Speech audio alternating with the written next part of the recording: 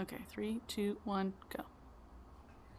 Over a dinner in an Indian restaurant with Sharon and Oscar, we were talking about Nietzsche.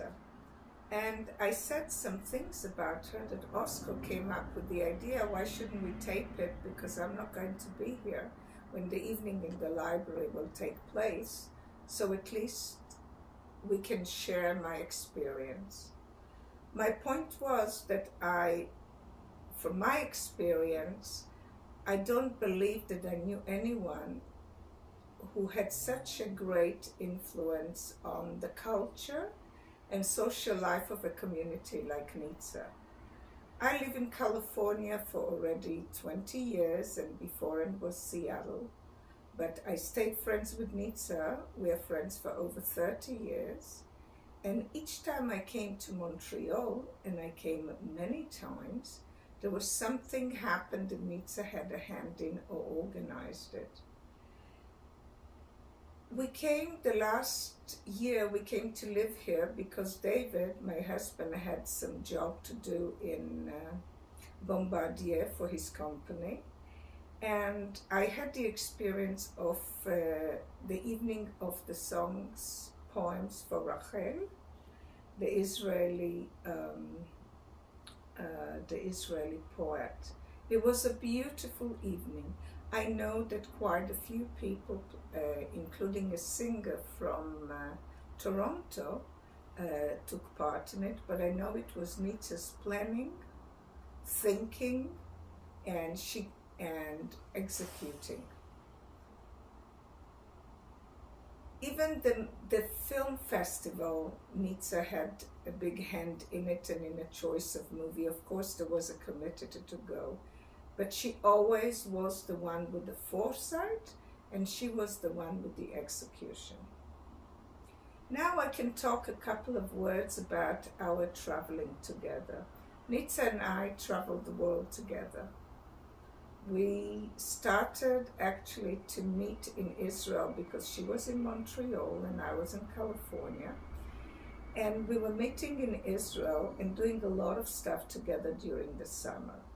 We used to go to those classical festivals in a kibbutz up north that a lot of people knew about them. There were a lot of beautiful concerts. But during the years, the festival changed and we started to do different things.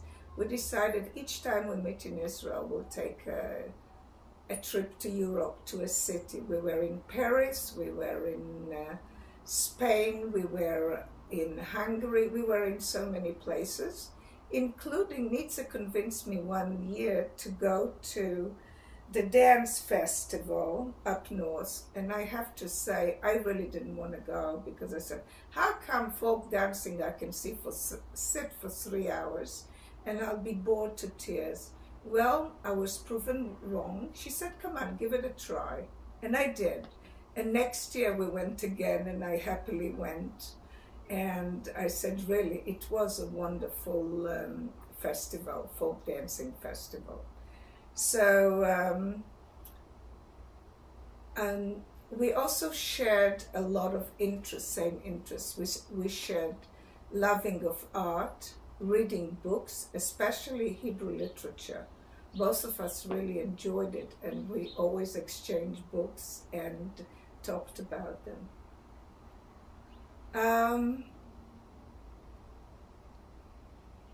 Nietzsche is really part of my life, although she's gone, but her legacy will stay forever. And also with my husband and with my children, Melanie and Daniel. And I'll just say an anecdote. We came back from California, we went for a weekend, and David and I were talking on the way out from the customs, and I said something, and David said, listen, if you don't believe me, ask Nietzsche. And he suddenly realized Nietzsche is not with us anymore. So she is part of our life, and she always will be. And I loved her, I love her, and what she gave me as a person will always stay with me. And by the way, as a friend, she was a wonderful friend.